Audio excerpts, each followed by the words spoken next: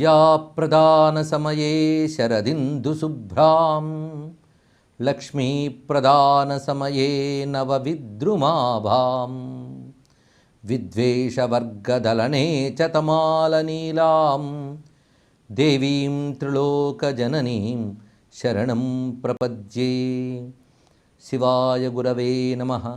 శ్రీమాత్రే నమః. శ్రీ విష్ణురూపాయ నమః శివాయ. శ్రీ జగదంబాయై నమః.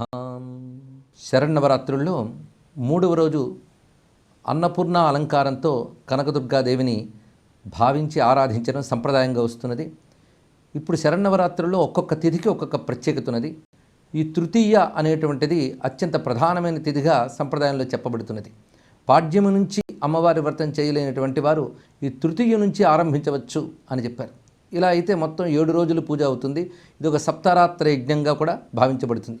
పైగా నవరాత్రి యజ్ఞం చేసినంత ఫలితం కూడా ఈ తృతీయ నుంచి చేసిన వారికి ఉంటుంది అని చెప్తున్నారు.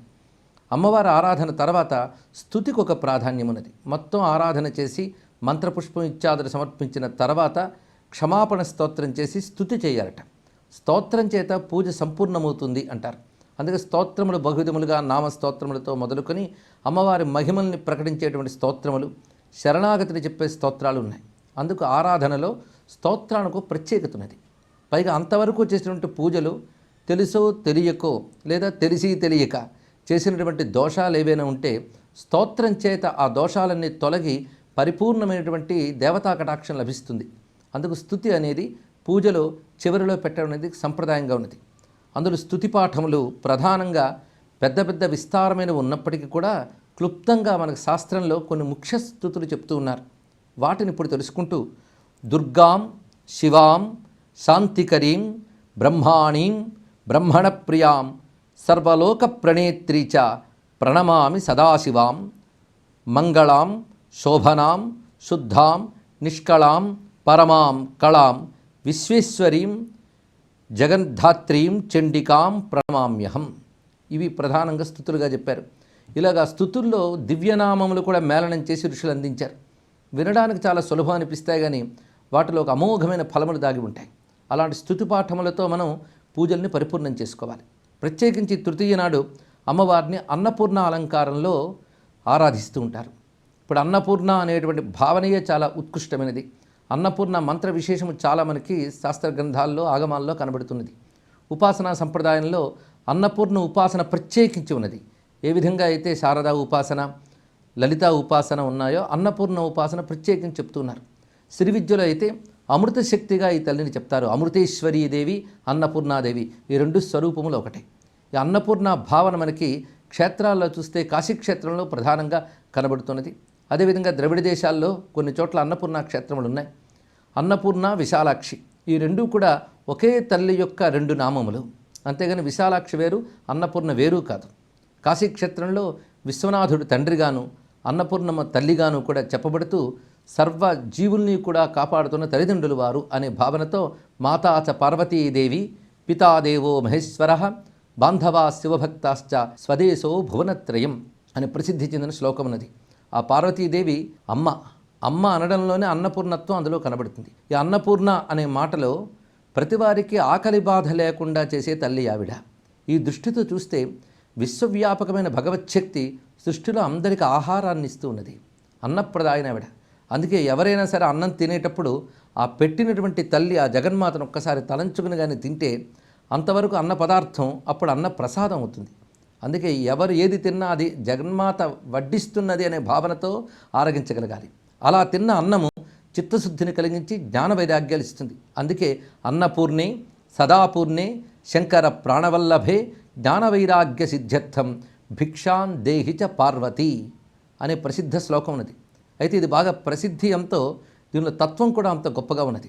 ఆవిడ అన్నపూర్ణ, సమస్తములైన అన్నములు నిండుగా ఉన్న ఆవిడ దగ్గర సృష్టిలో అనేక మంది జీవులు, ఇప్పుడున్నవాళ్ళు తర్వాత వచ్చేవాళ్ళు, వీరందరికీ కూడా అన్నం పెడుతున్నప్పటికీ ఆమె దగ్గర ఉన్న అన్న భాండారం తరగదు.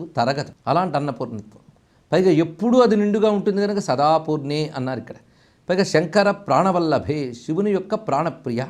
ఇలా ఎప్పుడైనా అమ్మవారిని తలంచుకున్నప్పుడు అయ్యవారిని కూడా స్మరించితే అది ఉత్కృష్టమైన ఫలితమునిస్తుంది. అదొక శివశక్త్యాత్మకమైన ఉపాసన ఇస్తుంది.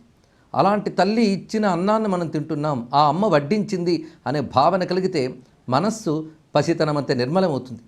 అందుకే తల్లి జ్ఞానవైరాగ్య సిద్ధ్యర్థం, అమ్మ పెట్టిన ప్రసాదం వల్ల చిత్తం శుద్ధమై జ్ఞాన వైరాగ్యాలు కలుగుతాయట.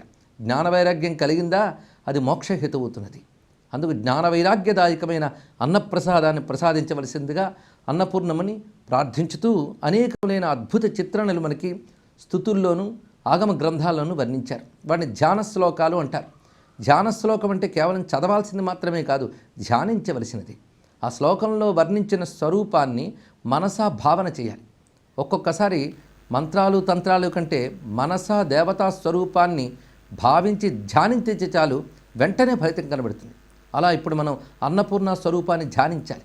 అలా ధ్యానించడానికి యోగ్యమైన రూపాన్నే ఈ నవరాత్రుల్లో జగదంబ క్షేత్రాల్లో ఆ మూల విరాట్టుకి అలంకారముగా ఆ రూపాన్ని ఆవిష్కరిస్తారు.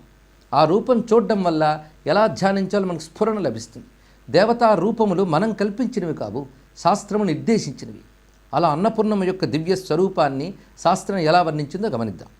వామే మాణిక్య పాత్రం మధురసభరితం బిభ్రతిం పాణిపద్మే దివ్యైరన్నై ప్రపూర్ణం ధృతమణివలయే స్వర్ణదర్వించ దక్షే రక్తాంగీం పీనతుంగస్తనభర విలసత్తారహారాం త్రినేత్రాం వందే పూర్ణేందుబింబ ప్రతినిధివదనాం అంబికాం అన్నపూర్ణాం. ఆ తల్లి ఆ వడ్డిస్తున్న స్వరూపంతో కూర్చుని ఉన్నది. ఎడమ చేతిలో మాణిక్య పాత్ర పట్టుకున్నదిట. అంటే మాణిక్యములు పొదిగినటువంటి స్వర్ణ పాత్ర పట్టుకున్నది. ఆ పాత్ర నిండా కూడా దివ్యమైనటువంటి అమృత అన్నం ఉన్నది. అందుకే దివ్యైరన్నై ప్రపూర్ణం, దివ్యమైన ఆ అన్నపాత్రను పట్టుకున్నది.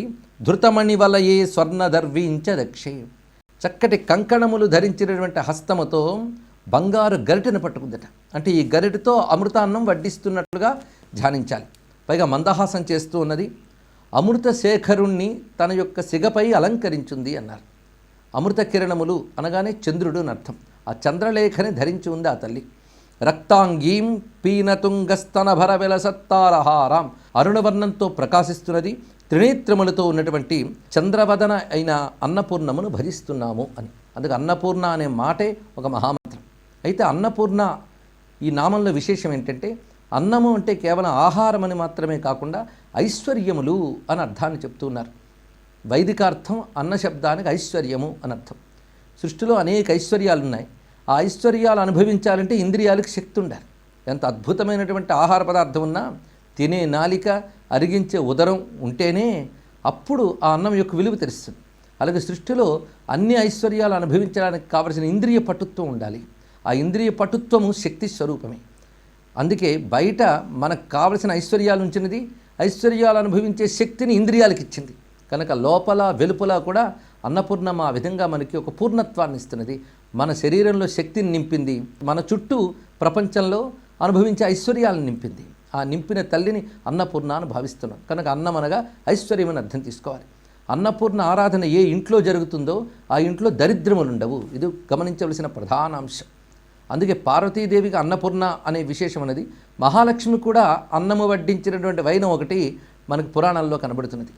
కాలభైరవుడు తన చేతిలో బ్రహ్మకపాలం పట్టుకుని వెళుతూ ఉంటే వైకుంఠంలో విష్ణువు లక్ష్మీదేవితో చెప్పేట. అప్పుడు లక్ష్మీదేవి మనోరథ అనబడేటటువంటి భిక్షని పెట్టింది అని చెప్పారు. అంటే ఇక్కడ పార్వతీదేవికి అన్నపూర్ణ రూపము, అక్కడ మహాలక్ష్మీదేవి కూడా ఐశ్వర్యాధిదేవత కనుక ఆ తల్లికి ఆ రూపం ఉన్నది. అందుకే శైవ సంప్రదాయంలో అన్నపూర్ణయే ఐశ్వర్యదాయి అనేటువంటి మహాలక్ష్మి స్వరూపంగా చెప్పబడుతున్నది. అందుకు అన్నపూర్ణ ఉపాసన దరిద్రనాశనం. ఇది సాక్షాత్తు దుర్గాదేవి అనగా పార్వతీదేవి యొక్క రూపము అని చెప్పడానికి పురాణంలో ఒక అద్భుతమైన కథ చెప్పబడుతున్నది. హిరణ్యాక్షునికి వంశానికి చెందినటువంటి రురుడు అని ఒక రాక్షసుడు ఉండేవాడు. ఆ రురుని యొక్క పుత్రుడు దుర్గముడు అనే రాక్షసుడు. దుర్గముడు అంటే అంత తేలిగ్గా ఎవడికి లొంగడు అని అర్థం. వాడిని భరించడం కష్టం, వాడి యొక్క దుర్మార్గాలను ఎదుర్కొనడం కష్టం. అందుకే ఆ పేరు దుర్గముడు అని. ఈ దుర్గముడు అందరు రాక్షసులవన్నీ దేవతల్ని, గంధర్వుల్ని, ఇత్యాదులందరినీ కూడా ఓడించాలని కోరిక పుట్టింది. అదేవిధంగా ముల్లోకాలను ఆక్రమించాలని కోరిక పుట్టింది. అసురత్వం యొక్క బుద్ధి ఎలాంటిది అంటే తన స్వార్థం కోసం ఎంతమందినైనా హింసించడానికి సిద్ధపడ్డమే అసురత్వం. అప్పుడు అతడు దేవతల్ని, లోకాలని పీడించడానికి కొత్త మార్గం ఎంచుకున్నట్ట. ఒక్కొక్క రాక్షసుడిది ఒక్కొక్క కొత్త మార్గం ప్రపంచాన్ని హింసించడానికి. వీడెంచుకున్న కొత్త మార్గం ఏంటంటే దేవతల్ని బలహీనులను చేయాలి అంటే దేవతలకి బలం ఎక్కడి నుంచి వస్తుందో గమనించాలి. శాస్త్రం ఏం చెప్తుందంటే యజ్ఞాల ద్వారా దేవతలకు బలం లభిస్తుంది. బలం పొందిన దేవతలు యజ్ఞం చేసిన వారిని అనుగ్రహిస్తూ లోకానికి క్షేమం కలిగిస్తారు. అందుకు దేవతలను బలహీనులను చేయాలి అంటే యజ్ఞాన్ని దెబ్బతీయాలి. యజ్ఞము వేదాన్ని ఆధారం చేసుకుని ఉంటుంది, వేద మంత్రాలను ఆధారం చేసుకుంటుంది. కనుక యజ్ఞాన్ని దెబ్బతీయాలి అంటే ఆ వేద మంత్రముల జ్ఞానము మరుగున పెట్టాలి అనుకున్నాడు. అది ఎవరికి తెలియనివ్వకుండా చేయాలి అనుకుని తపస్సు చేశాడు. ఆ తపస్సుకి ఫలంగా బ్రహ్మదేవుడు ప్రత్యక్షమై నీకేం వరం కావాలి అంటే వేదములు నాకు తప్ప ఇంకెవరికి లభించకూడదు. ఒకవేళ ఇదివరకు వేదాదులు తెలిసిన వాళ్ళకు కూడా అవి జ్ఞప్తిలో ఉండకూడదు, గుర్తుండకూడదు. సర్వ వేద విద్య నా హస్తగతం కావాలని కోరుకున్నాడు. తపస్సు చేసినందుకు ఫలితం ఇవ్వలసిందే గనక బ్రహ్మదేవుడు ఆ సమయానికి తగ్గట్లుగా సరే అన్నాడు. దానితో ప్రపంచంలో మొత్తం వేద విజ్ఞానం లుప్తమైపోయింది. అంతవరకు సాగుతున్న యజ్ఞములు, ఉపాసనలు మొదలైనవన్నీ క్షీణించిపోయాయి. దానితో దేవతలు బలహీనులయ్యారు.